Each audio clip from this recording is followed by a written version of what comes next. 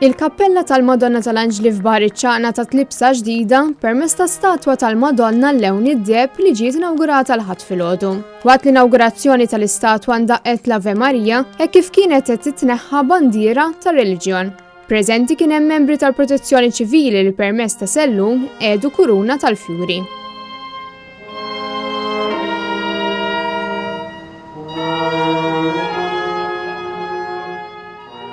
Fl-aħħar taċ-ċerimonja sar it-tberik tal-istatwa tal-Madonna. Net News kellem ma' Patri Julian Sammut li spjegalna aħjar xi tfisser din l-istatwa għal din il-parroċċa.